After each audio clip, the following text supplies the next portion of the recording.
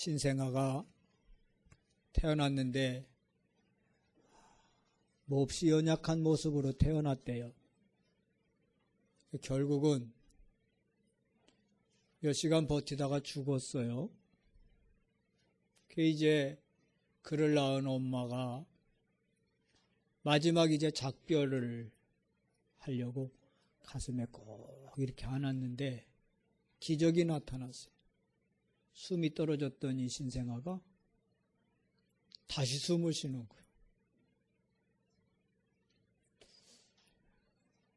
거예요. 이런 일이 흔하진 않지만 더러 일어나죠.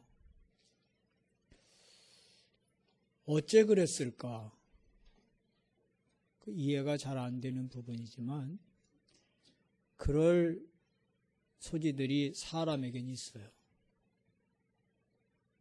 이 신생아가 의학적으로는 죽은 상태지만 그 엄마의 온기를 느낌으로 이렇게 살아났거든. 성경에 보면 엘리사가 그랬지? 엘리사가 자기를 잘 대우하는 집에 아기가 없어, 아기가. 그래서 그 집에 아들이 낳을 것이라고 내년 이맘때 돌이 되면 아들이 있을 것이다. 그러니까 그 여주인이 아유 그런 소리 마시라고. 그랬더니 엘리사가 틀림없이 있을 것이다. 진짜 안 생겼던 아기가 생기고 그 다음에 아들을 낳았어요. 이 아들이 잘 크다가 어느 날 갑자기 죽었어요. 아버지가 타작할 때. 그래서 아들을 주겠다고 약속했던 그 선지자인 엘리사에게 그 어머니가 가서 당신이 허락해서 준 그 아들이 죽었습니다. 좋은 게하시에게 보내서 자기 지팡이를 보내서 그 아이의 얼굴에다 이렇게 대놓으라. 그러면 살아날 것이라고 했는데 안 살아나네. 결국에 엘리사가 가서 그 아이의 위에 이렇게 자기의 온기를 2번이나 전달했는데요. 놀랍게 아기가 재채기를 하면서 살아났어요. 뭘 얘기하냐? 균형, 질서. 여러분, 사람이요, 균형이 깨지면 그때부터 문제가 와요. 육신도 그렇고 영적으로도 그렇고요. 균형이 잡혀야 돼요. 이 균형이 깨지면 그때부터 문제가 온다니까. 이런 일련의 사건들 또 성경에 나온 이야기 이런 것들이 뭐냐? 이게 이제 균형이 회복되는 시간이에요. 그러니까 다시 살아났어요. 영적으로나 육적으로나 균형을 놓치면 잘못된 결정을 하게 되고 삶이 무너지게 돼 있어요. 영적으로 틀리면 또 육신적으로 균형을 놓치면 잘못된 결정한다니까요. 그뿐 아니라 본론이 뭐고 서론이 뭐고 구분을 못해요. 우리는 본론 인생을 살아가야 할 것입니다. 그런데 늘 영적 균형과 육적 균형이 깨지니까 서론 인생에 매여 있어요. 불신자들이 하는 걱정 속에 있단 말이죠. 무엇을 먹을까? 무엇을 마실까? 무엇을 입을까? 목숨을 위하여 무엇을 먹을까? 무엇을 마실까? 늘. 몸을 위해 무엇을 입을까? 늘 여기 서론 인생. 어떻게 하면 돈 잘 벌고 늘 그런 생각 말이죠. 그러다 보니 서론 인생으로 끝나죠. 그러면서 주업이 뭐고 부업이 뭔지 흔들리게 돼요. 혼돈하게 돼요. 그래서 그리스도로 균형 잡힌 삶을 산다는 것은 인생을 성공하게 하는 거예요. 그리스도로 균형 잡힌 삶. 영적인 균형과 함께 육적인 균형까지 맞춰주거든요. 그게 그 그리스도로 균형 잡힌 삶이에요. 성경에 보면 요셉이 그랬어요. 그리스도로 균형 잡힌 삶을 살았어요. 그래, 형들의 미움을 받고 팔리움을 받았어도 낙심하지 않았어요. 기다렸어요. 계속 임마누엘을 누리면서 기다렸어요. 그때 하나님 뭘 주셨어요? 그에게 총리라고 하는 그 축복을 주셨어요. 그때도 교만하지 않았어요. 그 위치에서 균형 잡힌 삶을 살았던 요셉은 뭘 했습니까? 복음을 전했어요. 다윗은 어땠습니까? 다윗은 목자로 있을 때 여호와는 나의 목자시니 내가 부족함이 없다. 그 고백을 했다는 게 뭐죠? 균형 잡힌 삶을 사는 거예요. 그 시편 23편을 언제 고백했냐? 목동 생활하는 중에 이제 그가 기름 부음을 받고 성령 충만을 입었어요. 그 이후에 저 골리앗을 꺾었습니다. 블레셋 장수 골리앗을. 그러고 난 이후 하나님의 능력이 그에게 계속 누려진 겁니다. 그러는 중에 사울 임금의 시샘을 받게 돼요. 시기를 받게 돼요. 그래 쫓겨다닙니다. 약 13년 동안 쫓겨다니는 동안에 고백한 게 그 고백이요. 여호와는 나의 목자시니 내가 부족함이 없으리로다. 내가 사망의 음침한 골짜기로 다닐지라도 해를 두려워하지 아니할 것은 주께서 나와 함께 하심이니라. 아멘. 하나님이 내 원수의 목전에서 내게 상을 베푸시고, 할렐루야. 하나님의 역사를 다윗은 확신한 거죠. 이게 뭐냐? 복음 안에서 균형 잡힌 삶을 사는 거예요. 나중에 왕이 됐습니다. 여호와는 나의 왕이요 그랬어요. 전쟁터에 나갈 때 뭐라 그랬어요? 여호와는 나의 힘이요, 나의 요새요, 나의 방패요, 나의 피할 바위시니라. 이게 뭐냐? 이런 고백을 할 수 있었던 다윗은 어떤 믿음이었냐? 그리스도로 균형 잡힌, 영적으로 균형 잡혔고 육신적으로 균형 잡힌 그런 삶을 살았다는 거죠. 그래서 그는 성공한 인생이 된 겁니다. 성공한 인생.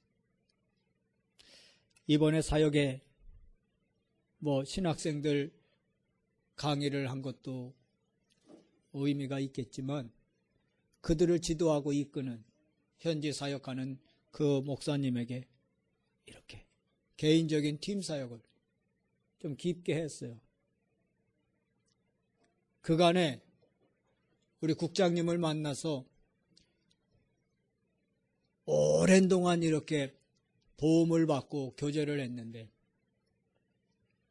이런 얘기를 듣기를 원했는데 처음 목사님 통해 듣게 돼서 감사하다. 전혀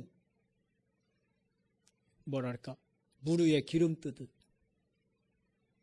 어떤 그런 관계였다고 표현해요. 근데 이번에 비로소 이렇게 하는 거구나 하고 실질적인 사역과 목회에 그런 도움을 줘서 고맙다. 이런 고백을 하는 것을 들었습니다. 그러면서 여러 가지가 생각나더라고요. 강의는 15시간 하는데 10시간거리밖에 없거든. 그 5시간을 뭐 할 것인가. 그래서 남은 시간을 이거 할까 저거 할까. 아니다 싶은 마음이 들어갔고요. 한 가지라도 이들이 집중할 수 있도록 해야겠구나. 지금 집중 훈련 속에 있잖아요. 그래서 배우는 과목이 10시간 분량이지만 이걸 집중해야겠다. 그들로 하여금 머릿속에 아주 뿌리 내리도록, 각인되도록 집중. 그랬더니요, 진짜들 집중했어요. 시험을 잘 봤어요. 모두 100점, 90점 그 사이 다 맞았어요. 잘했죠. 그래서 한 자매는 이런 고백을 하더라고요. 과목이 별 어려운 게 아니에요. 복음 편지했거든. 근데 그 중에 최고 많이 나이가 최고 많이 든 44살 된 자매. 계속 메시지던데 눈물을 흘리더라고. 아니, 복음 편지하는데 뭐 눈물을 흘릴 게 있어요. 근데 이게 이제 메시지가 들어갔는가 봐. 마지막 고백이 새로운 그런 하나님의 은혜를 경험하게 됐다. 이 사람이 처음 만나갖고 어떻게 보면 그 지역에 문을 연 사람이거든.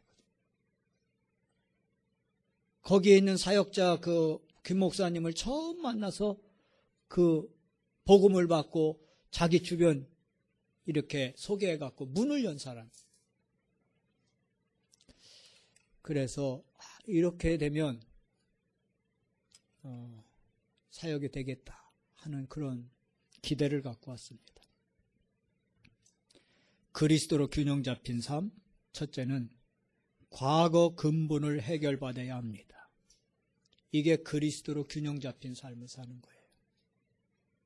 과거 근본을 해결받는 이런 일이 우선돼야 해요.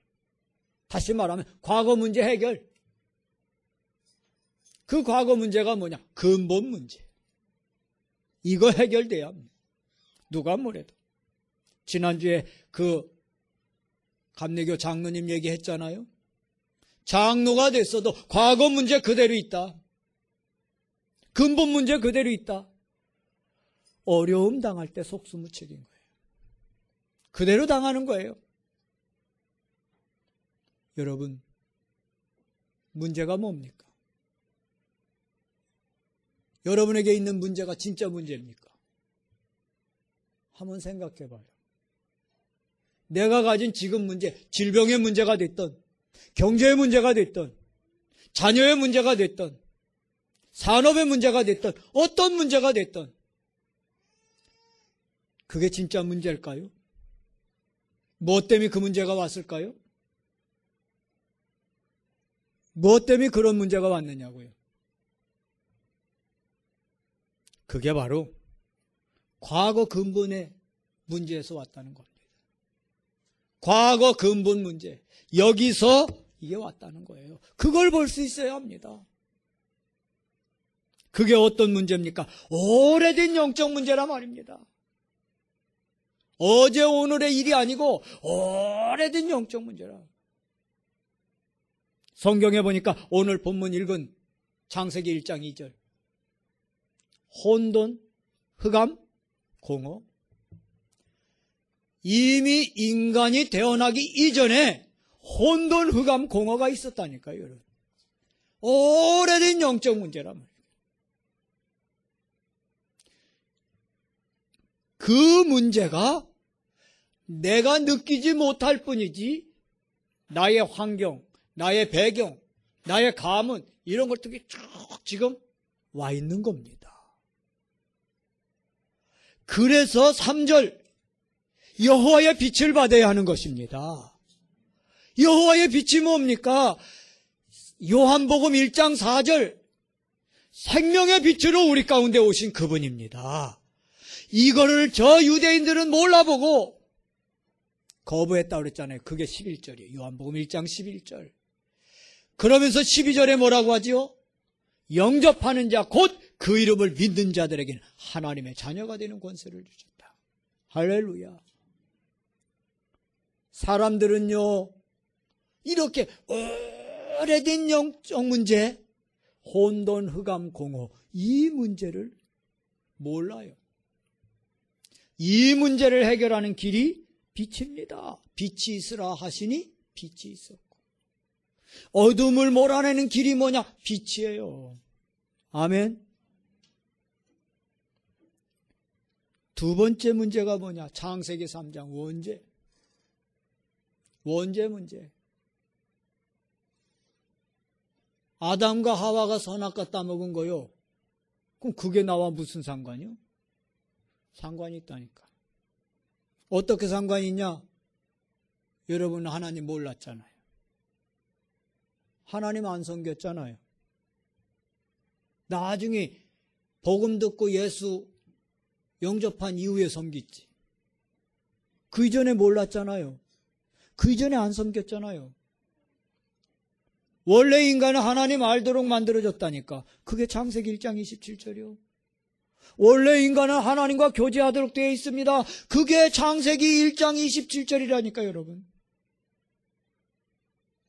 근데 몰랐잖아요. 안 믿었잖아요.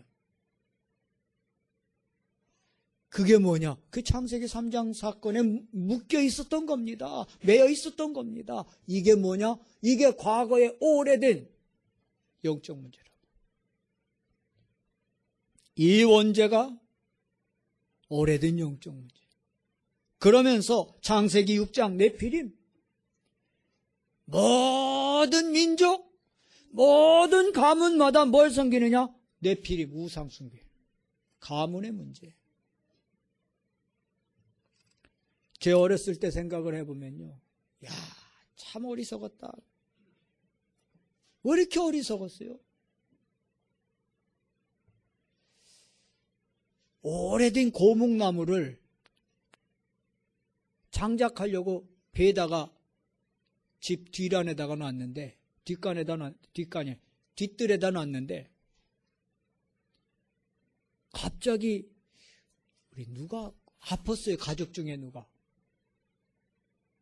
그래갖고 뭐 동토 담는다고 무당이 와서 뭐 하더니 그 나무에 신이 붙었대요. 그 신이.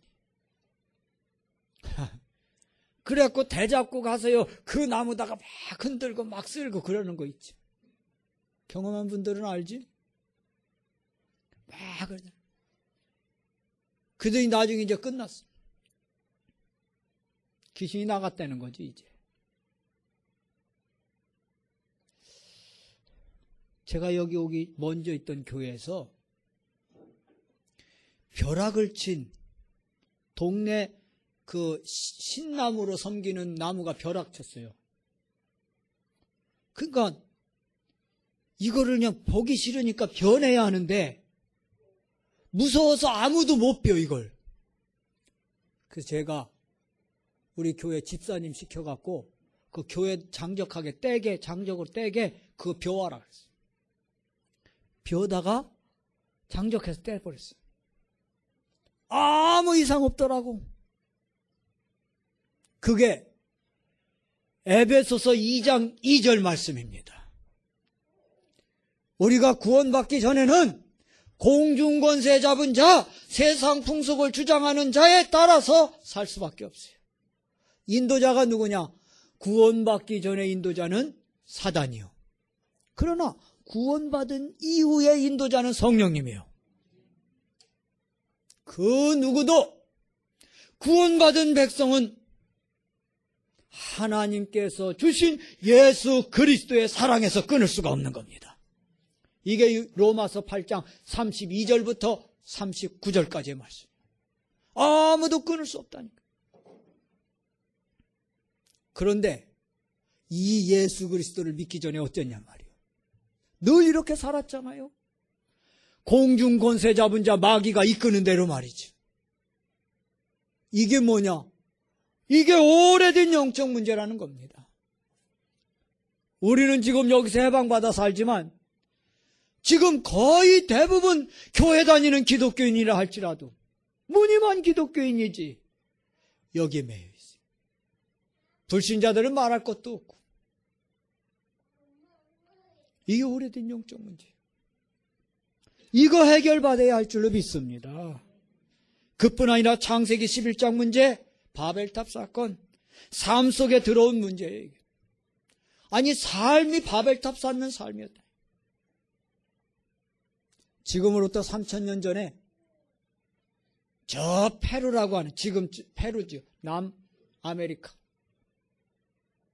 거기에 잉카 제국이 세웠어요. 잉카 문명. 근데 놀라울 게 여기에 3000m, 4000m 그 고산지대에 도시가 형성됐어요. 그 당시에 뭐 30만이 살았네, 얼마가 살았네, 그래. 대단한 문명이죠. 근데 지금 자취를 감춰버렸어요. 이유가 뭘까요? 이유가 뭘까요, 여러분? 거기 가보면 꼭 창세기 11장에 바벨탑 쌓듯이 잉카 문명 자체가 뭐냐? 태양신 그걸 바라고요. 제단을 쌓은 거예요. 신전을 세운 거예요. 어마어마한 규모로. 시대를 막론하고 하나님 떠난 사람들은 이래 산다니까요. 바벨탑 쌓는 사건을 이뤄간다니까요, 여러분. 이게 오래된 영적 문제예요. 망할 수밖에 없는 영적 문제. 그러면서 불신자 6가지 상태, 개인에게 들어온 이 문제 말이죠. 신분이 마귀자녀. 그러다 보니 문제가 자꾸 생겨요. 이 문제 해결해 보려고 본능적으로 하나님을 찾는데 번지수를 잘못 찾았어. 방향을 잘못 찾았어. 그래서 하는 게 뭐요? 우상숭배. 그러면서 오는 게 뭐요? 영적으로 공허하고 정신적으로 고통이 와요. 그게 정신 문제. 그러면서 따라오는 문제가 있어요. 그게 육신 문제. 그 이후에 죽음이라고 하는 영원한 내세 문제고요. 그뿐 아니라 후대가 똑같은 그 길을 가게 되는 거예요. 이게 바로 개인이 오래된 영적 문제를 해결받지 못해서 망하가는 모습입니다. 왜 그래요? 그게 창세기 1장 27절 하나님의 형상을 빼앗겼기 때문이에요.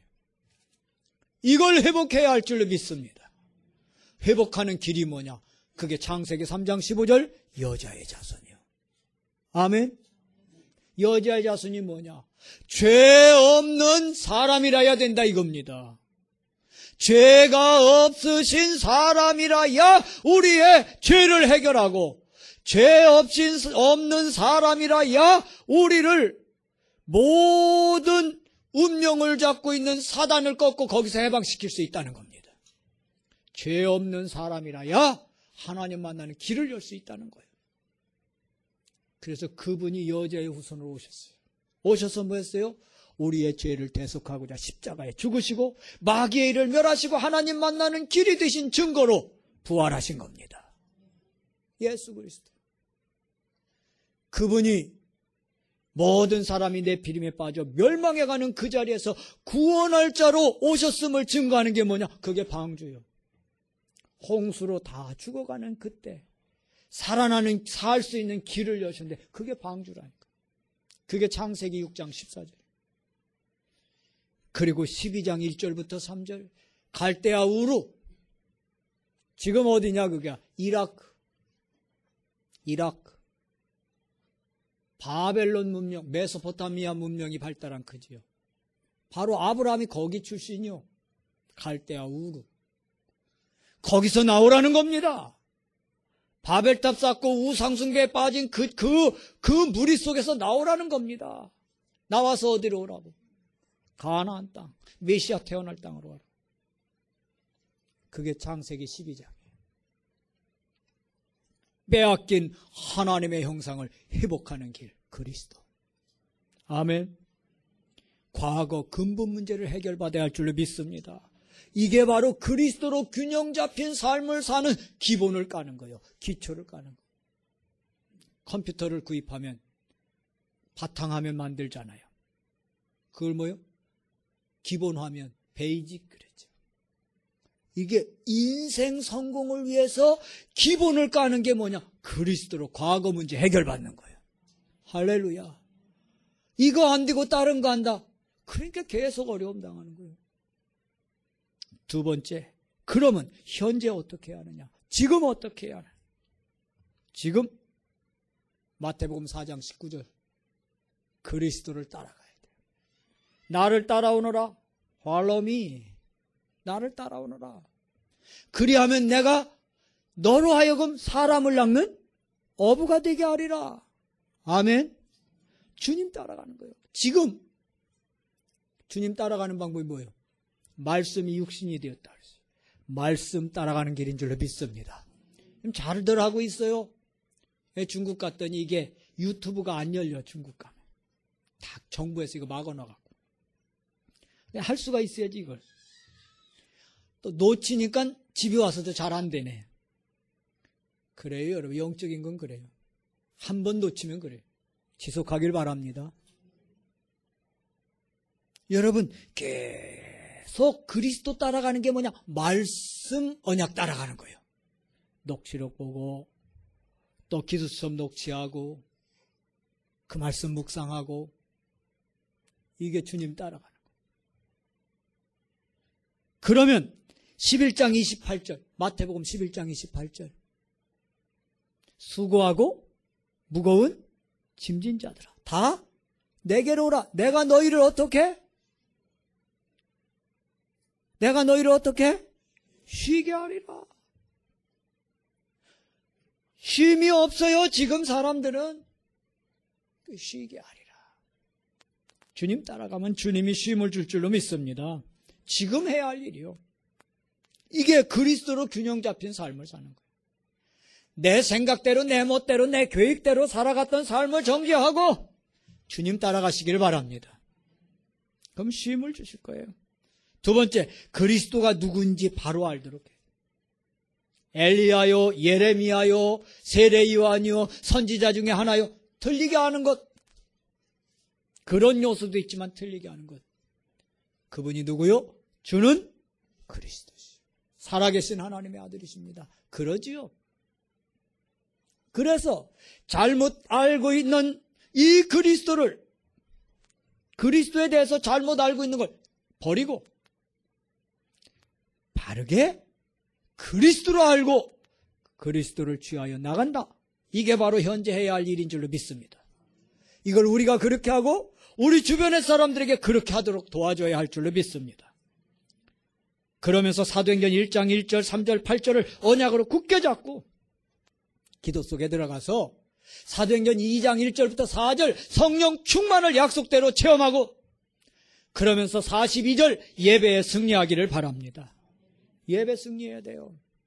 예배에는 5 요소가 있어요. 찬송이 있어요. 또 기도가 있어요. 또 말씀이 있어요. 헌금이 있어요. 그리고 축도가 있어요. 5가지 요소가 있어요. 다 중요해요. 말씀은 하나님이 사랑하는 내게 주시는 그런 길잡이로 주시는 거예요. 헌금은 뭐냐? 내가 오늘 한 주간도 하나님의 은혜 속에서 살고 또 한 주간도 하나님의 보호 속에서 살기를 원하여 하나님을 고백하는 신앙 고백의 헌금이요. 아멘. 다 중요하다. 그러면서 지금 나의 영적 현 주소를 바르게 알아야 돼. 갈라디아 2장 20절. 그리스도와 함께 내가 죽었다. 이제는 뭐요? 그리스도 안에서 사는 것이다. 마지막에 그리스도를 위하여 사는 것이다. 우리의 현 주소. 내가 어떻게 사느냐? 그리스도 안에서. 그리스도를 위하여. 여러분의 영적 현주소가 이렇게 된다면 승리할 줄로 믿습니다. 그러면서 빌립보서 4장 13절 바울의 고백이죠. 내게 능력 주시는 자 안에서 내가 모든 것을 할 수 있느니라. 할렐루야. 하나님 정확히 여러분이 필요한 걸 아시고 하나님 내려주시는 걸 믿으시기 바라요. 이거 영적 현주소로 여러분 갖고 있어야 돼요. 그러면요, 이런 내게 능력 주시는 자에서 내가 모든 것을 할 수 있다. 내가 그리스도 안에서 죽고 그리스도 안에서 살고 그리스도를 위하여 사는 것이다. 어떻게 가능해요? 요한복음 3장 3절, 거듭났기 때문에 가능한 줄 믿습니다. 거듭남을 확인할 때 이런 삶을 살 수 있어요. 고린도후서 5장 17절, 이전 것은 지나갔나니 보라, 새 것이 되었도다. 그래요, 새롭게 되었기 때문에 그렇구나. 바울이 한 이 고백이 여러분의 고백으로, 영적 현주소를 나타낼 수 있는 고백으로 되어질 줄로 믿습니다. 그럼 세 번째, 미래 세상을 어떻게 대해야 하냐? 모든 기준을 하나님 나라가 되도록 맞춰가기를 바랍니다. 모든 기준을 어디에? 하나님 나라. 내가 공부하는 현장에, 내가 일하는 일터에 하나님 나라, 이게 이루어지도록 해요. 내가 사역하는 그 현장에 하나님 나라, 이게 맞춰지도록 해요. 그러면서 배경을, 천국을 배경으로 누릴 수 있기를 바랍니다. 배경이 천국임을 누리는 거예요. 빌립보서 3장 20절, 우리의 시민권은 하늘에 있느니라. 천국 배경, 이걸 늘 나의 배경이 하늘나라 천국이구나, 늘 이 배경을 뭐예요? 누리는 거예요. 이게 나의 미래예요. 빌립보서 1장 6절, 언제까지 이 천국의 축복을 누려요? 그리스도 예수의 날까지 주님이 이루어 가신대요. 그리스도 예수의 날, 즉 주님이 재림하시는 그날까지 하나님께서 이루어 가십니다. 어떻게? 데살로니가전서, 아니요, 빌립보서 2장 13절, 우리에게 마음의 소원을 두고 하나님이 이루어 가신대요. 마음의 소원을 두고 하나님이 이루어 가신다고 약속하셨어요. 이게 바로 미래 세상을 우리가 대하는 거예요.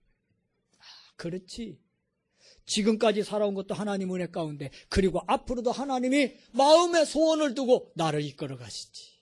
이거를 여러분 바라고 그 주님 따라갈 수 있기를 바랍니다. 그러면서 마태복음 28장 18절부터 20절, 세상 끝날까지 너희와 항상 함께 있을 것인데 어떻게, 뭘 가지고 함께 하시느냐? 하늘의 권세와 땅의 권세를 가지고. 하늘의 권세가 뭐예요? 보호자의 능력을 가지고, 천군 천사의 능력으로 우리와 함께. 그뿐 아니라 땅의 권세, 모든 불신자들을 붙잡고 있는 악한 영을 꺾는 권세, 이거를 가지고 우리 가운데 함께 하십니다. 이게 바로 미래 세상을 우리가 확신하면서 가야 할 내용이에요. 결론입니다. 어떻게 균형 잡힌 삶을 살아야 할 것인가? 세 가지 하면 될 것입니다. 과거 근본 해결받고 현재 그리스도 따르며 미래 주님 약속을 붙잡고 가면 그 방법이 뭐냐? 세 가지. 삼원을.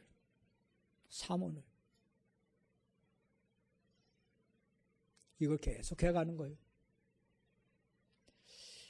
조금만 신경 쓰면 될 거예요. 두 번째, 사랑과의 균형을 이뤄가야 할 거예요. 그게 어떻게 하는 거냐?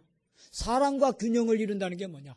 요셉이 여호와께서 함께 하시는 증거를 주인 보디발이 봤고 왕이 봤던 것처럼, 바로 왕이 봤던 것처럼 하나님이 임마누엘 하신 것을 내 주변 사람이 볼 수 있도록 하는 것, 그게 사랑과 균형을 갖춰가는 거예요.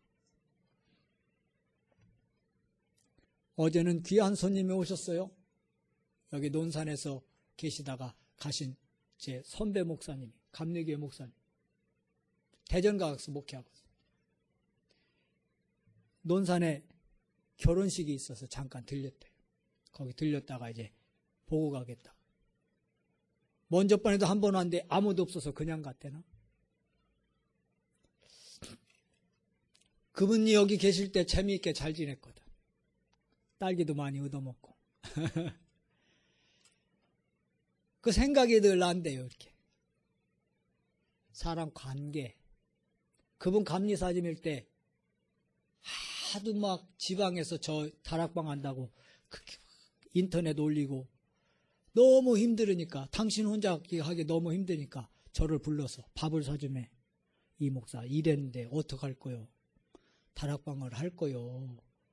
내가 생각할 때 안 했으면 좋겠는데 어떡할 거냐. 그때 얘기했죠. 이제 개인적으로 만나 형님이라고 하니까 형님 존대로 해요. 쫓아내든지 좋은 대로 하라. 그래고 했거든요. 그랬더니 그 뒤에 자꾸 뭐 연희 총무가 얘기하고 그럴 때 자꾸 무마시키고 이제 자기 대 이제 넘어갔어.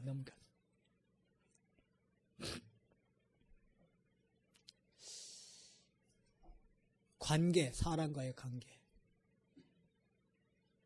그분이 진짜 제가 이단하고 잘못된 걸 하고 진짜 제가 보여드릴 걸 제대로 안 보여드렸다 그러면 그렇게 하겠어요? 쳐다도 안 보겠지. 근데 인간적인 관계 속에서 제가 복음운동하며 주님이 함께 하시는 것들을 많이 봤겠죠. 사람과의 균형을 이루라. 그분이 오셔서 뭘 했다고가 아니고 내가 지금까지 인생 산 게 틀리게 살지는 않았구나. 그런 마음이 들더라고요. 세 번째, 업의 균형을 이루라. 골로새 1장 20절. 그리스도의 피로 화평을 이루사. 예수님께서 피로 하나님과 우리 사이에 화평을 이루셨습니다. 여러분의 업에 이런 균형이 이루어지기를 바랍니다. 땅의 것으로 충만한 게 아니라 하늘의 것과 땅의 것을 통일시키신 그 하나님의 은혜를 덧입어서 여러분의 업에 균형이 이루어지는 축복이 있기를 바랍니다. 그러면 그런 모습을 통해 사람들이 볼 때 저 사람 뭔가 닮다 하는 소리를 듣게 될 줄로 믿습니다. 그리스도로 균형 잡힌 삶 계속해서 이뤄가는 저와 여러분 되기를 축복합니다. 주님 감사합니다.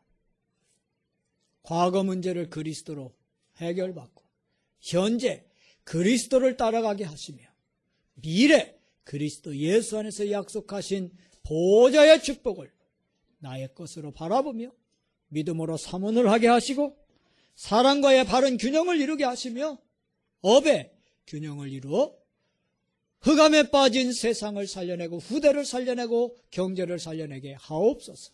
주 예수 그리스도 이름으로 기도드렸습니다.